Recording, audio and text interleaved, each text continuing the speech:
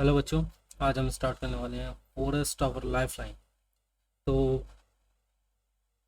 ये है क्लास 7 का चैप्टर नंबर 17 जो कि साइंस का। एंड इससे पहले हमने सारे चैप्टर कवर कर लिए, वो तुम अब प्लेलिस्ट में देख सकते हो। एंड ये हमारा सेकंड लास्ट चैप्टर है जिसे कि आज हम कंप्लीट करने वाले हैं। तो स्टार्टिंग से स्टार्ट करते हैं, इसे देखते हैं। एंड मेरा बोलने का थोड़ा सा तरीका चेंज रहेगा क्योंकि मेरे मुंह में अल्सर्स हो रहे हैं, तो please try to manage.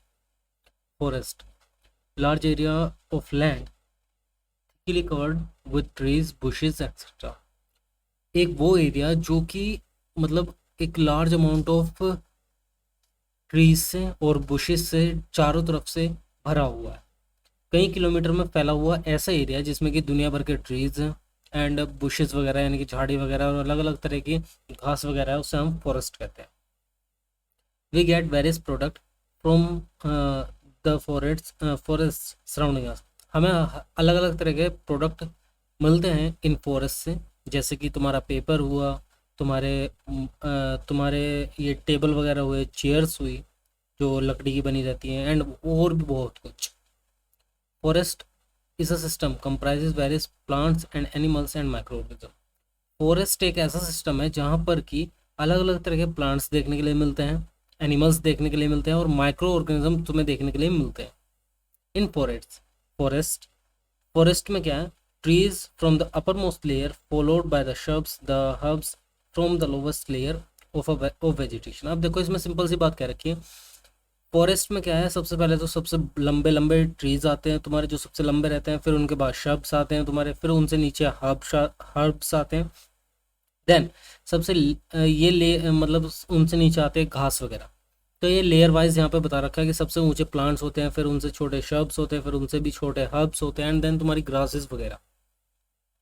Different layer of vegetation provide food and shelter for animals, birds and insects. अभी इसमें अलग अलग लेयर्स बताई हुई है कि अलग अलग लेयर्स है इसमें तुम्हारे वेजिटेशन की, जो कि एनिमल्स को फूड और शेल्टर जो है प्रोवाइड करवाती है। अब इसमें तुम बर्ड्स को भी देख सकते हो और अपने इंसेक्ट्स को भी देख सकते हो, ठीक है। अब a, var- a various component of forest are interdependent on one another। अब जो तुम्हारे अलग अलग तरह के कंपोनेंट्स होते हैं ना, देखो तुम्हारे फॉरेस्ट में जो फॉरेस्ट है, जंगल ही कह लेते हैं क्योंकि अल्सर कुछ ज़्यादा दर्द कर रहा है। जो तुम्हारे जंगल होते हैं उसमें क्या होता है, तुम्हारे जितने भी अलग अलग तरह की वैरायटी ऑफ प्लांट्स एनिमल्स है ना, वो एक दूसरे से इंटरडिपेंडेंट रहते हैं। कैसे? प्लांट्स वगैरह उन्हें खाना देते हैं, जो मैन्योर वगैरह होता है वो एनिमल के डंक से यानी कि एनिमल के स्टूल से उन्हें मिल जाता है। और इसी तरह उनकी साइकिल चलती रहती है, मतलब दोनों का एक दूसरे के साथ ऐसा नाता है जो टूट नहीं सकता, ठीक है। The forest keeps on growing and changing and can regenerate. अब देखो फॉरेस्ट को अगर ऐसे ही छोड़ दिया जाए तो वो उसमें काफ़ी ऐसी चीज़ें हैं कि मतलब बाढ़ आए या मतलब हवाएं वगैरह तेज चले तो वहाँ पर जो प्लांट्स वगैरह है वो टूट भी जाते हैं, गिर भी जाते हैं, और उसके अंदर इतनी कैपेबिलिटी भी होती है कि वो अपने आप को रीजनरेट कर सकते हैं। मतलब कि जो वो टूटे हुए प्लांट्स हैं उनकी जगह कुछ नए प्लांट्स भी उगाते हैं। In the forest there is a interaction between soil, water, air and living organism. अब इसमें भी यही चीज़ बोली गई है इस लाइन में कि फॉरेस्ट में जो है, तुम्हारे जंगल में जो है, एक अलग ही तरह का इंटरेक्शन देखने के लिए मिलता है सॉयल, तुम वहाँ की मिट्टी से, वहाँ के पानी से, वहाँ की हवा से और वहाँ के ऑर्गेनिज्म के बीच में। Forest forest protects the soil from erosion. अब देखो सोयल इरोजन तुमने पढ़ा भी होगा, सोयल इरोजन होता क्या है। अब फिर भी मैं तुम्हें बता देता हूँ, सोयल इरोजन कब होता है? जब तुम्हारे किसी एरिया में बाढ़ वगैरह आ जाए और वहाँ की जो तुम्हारी अपर मोस्ट लेयर है अर्थ की, उससे वो बहाकर अपने साथ ले जाए, मतलब सारी ही नहीं, उसमें जो मिनरल्स वगैरह होते हैं, जो न्यूट्रिएंट्स वगैरह होते हैं, उसको अपने साथ बहाकर ले जाए। तो ये होता है सोयल इरोजन में तुम्हारे यहाँ पे, सभी के मतलब सभी में। तो इसमें क्या है कि फॉरेस्ट जो है वो प्रोटेक्ट करते हैं सोयल के इरोजन से। कैसे? फॉरेस्ट में क्या होता है, तुम्हारी घास होती है दुनिया भर की, तुम्हारे प्लांट्स लगे होते हैं। तो वो प्लांट्स और घास क्या करती है, मतलब जो छोटे छोटे हर्ब शब्द भी होते हैं वो क्या काम करते हैं कि वो अगर बाढ़ भी आ जाए ना वहाँ पे जंगलों में, तो ये पहली बात तो वहाँ की मिट्टी हटने नहीं देते, और दूसरी बात हट भी गई तो वो ज़्यादा अमाउंट में नहीं हटती, इतनी ज़्यादा अमाउंट में नहीं हटती कि अर्थ के अंदर जो न्यूट्रिएंट्स प्रेजेंट है या जो भी मिनरल्स वगैरह प्रेजेंट है वो बहकर चले जाए। Soil help forest grow and regenerate. अब जो सोयल होती है वो क्या करती है, सोयल इन्हीं न्यूट्रिएंट से या इन्हीं मिनरल से हेल्प करती है फॉरेस्ट के और ज़्यादा ग्रो होने में और उसके रीजनरेट करने में, मतलब जो नए प्लांट्स वगैरह उस वहाँ पर लगे हैं उनके बारे में। Forest are the lifeline for the forest dwelling communities. Forest influence climate, water cycle and air quality.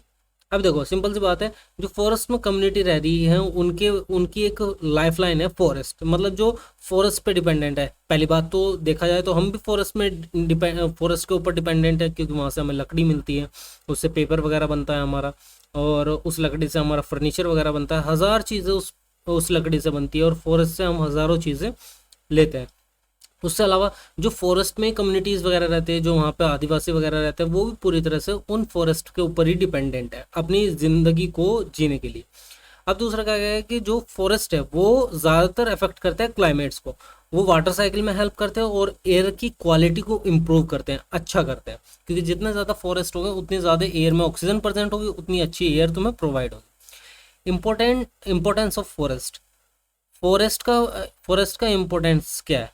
सबसे पहले प्रोवाइड, तुम्हें टिम्बर प्रोवाइड होता है यहाँ से, तुम्हें अच्छी हवा प्रोवाइड होती है, ठीक है, जो कि तुम्हारे लिए मतलब ऑक्सीजन से भरपूर होती है। शेल्टर मिलता है, सोयल इरोजन से बचाता है। कंट्रोल फ्लड्स, मतलब वही बाढ़ जो है लिमिट में होती है, कंट्रोल रहती है। नॉइज एब्जॉर्बर्स, और जो आवाज़ है, ठीक है, वो ज़्यादा नहीं आ पाती, इसकी वजह से मतलब जो तुम्हारी गाड़ी वगैरह की ये दुनिया भर की आवाज़ है वो तुम्हें फॉरेस्ट में सुनाई नहीं देती, वहाँ पे अलग ही तरह की शांति होती है। Independence of plants and animals in forest. Plants and animals depends on each other to remain alive. अब सिंपल सी बात है जो तुम्हें पहले बताई, इसमें क्या है कि हम पढ़ रहे हैं कि प्लांट्स और एनिमल्स एक दूसरे के ऊपर कैसे डिपेंडेंट है फॉरेस्ट में। प्लांट्स और जो एनिमल्स है वो एक दूसरे के ऊपर डिपेंडेंट है, क्योंकि उन्हें जिंदा रहने के लिए वो एक दूसरे के ऊपर डिपेंडेंट है। All organism interact with each other and their physical environment to drive energy and survive. अब सिंपल सी बात है, वहाँ पे अलग अलग वैरायटी के एनिमल्स रहते हैं, अलग अलग वैरायटी के प्लांट्स होते हैं, कुछ प्लांट्स खा के जिंदा है, कुछ एनिमल्स खा के जिंदा है। अगर उन एनिमल, अब मान लो लायन है डियर को खा के जिंदा है, और डियर किसे खा के जिंदा है? तुम्हारे प्लांट्स वगैरह को, उनकी लीव्स को। अगर डियर को लीव वगैरह ही नहीं मिलेगी तो वो कहाँ से बचेंगे, और डियर नहीं बचेंगे तो तुम्हारा लायन नहीं बचेगा। तो इसी हिसाब से एक लाइफ साइकिल है, मतलब एक साइकिल है जिसमें कि दोनों का फायदा है। Conservation of forest. अब फॉरेस्ट की कंजर्वेशन देखते हैं। Amount of carbon dioxide in air will increase. अगर हमने फॉरेस्ट को नहीं बचाया तो उसमें क्या होगा कि कार्बन डाइऑक्साइड की मात्रा जो हवा में है वो इंक्रीज हो जाएगी, resulting in the increase of the earth temperature, जिससे कि अर्थ का टेम्परेचर बढ़ जाएगा। Animals will not get food and shelter. और एनिमल्स को जो है ना तो फूड मिल पाएगा जंगल अगर कट गए तो, और ना ही उन्हें रहने के लिए शेल्टर मिलेगा। Soil will not hold water. और जो वहाँ की सोयल है, अगर फॉरेस्ट नहीं रहे तो वहाँ की जो सोयल है उसके अंदर इतनी कैपेसिटी भी नहीं बचेगी कि वो वाटर को होल्ड कर सकें, विच विल कोज फ्लड्स, जिसकी वजह से कि वहाँ पर बाढ़ आती रहेगी। एंडेंजर लाइव्स एंड इन्वायरमेंट, ठीक है, लाइव्स को खतरे में डाल सकते हैं और इन्वायरमेंट को भी, वो भी खत्म होने की कगार पे आ सकते हैं। अब कंजर्वेशन ऑफ फॉरेस्ट। फॉरेस्ट के कंजर्वेशन में do not allow over grazing, कि कभी भी तुम अपने जानवरों वगैरह को या किसी को, मतलब काऊ या तुम्हारे जो तुम्हारे क्या कहते हैं शिप वगैरह होते हैं, उन्हें ओवर ग्राजिंग नहीं करने देनी है। मतलब एक एरिया पे ये नहीं कि तुम साल भर के लिए एक ही एरिया पे जा रहे हो, तुम्हें एरिया बदलते रहना चाहिए कि एक ही जगह की घास खत्म ना हो जाए, अलग अलग एरिया जाकर वहाँ की घास खानी चाहिए, जो एनिमल्स हैं उन्हें खिलानी चाहिए। प्रमोट अफॉरेस्टेशन, तुम्हें पेड़ ज़्यादा से ज़्यादा लगाने चाहिए, जिससे कि तुम्हारी जंगल का जो टाइम, मतलब जंगल का जो एरिया है वो बचा रहे और हो सके तो वो बढ़े भी। हमें वाइल्ड लाइफ को बचाना है। कंट्रोल फॉरेस्ट फायर्स, और फॉरेस्ट में लगने वाली आग से हमें कंट्रोल करना है, फॉरेस्ट में लगने वाली आग को हमें कंट्रोल करना है। Food chain. Interdependence between producer and consumer studies in form of various linkage to appear as a chain. अब तुमने फूड चेन तो पढ़ी लिया होगा, उसमें एक दूसरे से उनका लिंक रहता है, तो इसमें भी वही चीज़ बताया कि प्रोड्यूसर से कंज्यूमर एंड वो सारी तुम्हारी साइकिल चलती रहती है कि सबसे पहले प्लांट्स से एनिमल्स लेने या फिर एनिमल्स को एनिमल्स ने खाया, इस तरह से वो चलती रहती है तुम्हारी। अब फूड वेब क्या होता है? A system of interdependent food chain use to represent various relationship of organism. अब देखो क्या था इसमें, फूड चेन का क्या होता है कि घास को डियर ने खा लिया बस। अब फूड वेब क्या है? घास को डियर ने खा लिया, डियर को मान लो लायन ने भी खा लिया और टाइगर मैन ने भी खा लिया, दोनों में से कोई भी खा सकता है। तो ये हो गया तुम्हारा फूड वेब, जिसमें कि कई सारी फूड चेन मिलके फूड वेब तैयार करती है। तो ये तो तुम्हारे चैप्टर नंबर 17, जिसमें कि तुमने फॉरेस्ट आवर लाइफ लाइन को कंप्लीट कर लिया, एंड इसका रिवीजन इसी के साथ कंप्लीट हो गया। इसके रिगार्डिंग तुम्हारे कोई भी क्वेश्चन हो वो तुम पूछ सकते हो। एंड ये वीडियो अच्छी लगी हो तो प्लीज़ लाइक करना और शेयर करना अपने दोस्तों के साथ, ताकि उनका भी रिवीजन अच्छे से हो सके। मिलते हैं नेक्स्ट वीडियो में, टिल देन पीस आउट।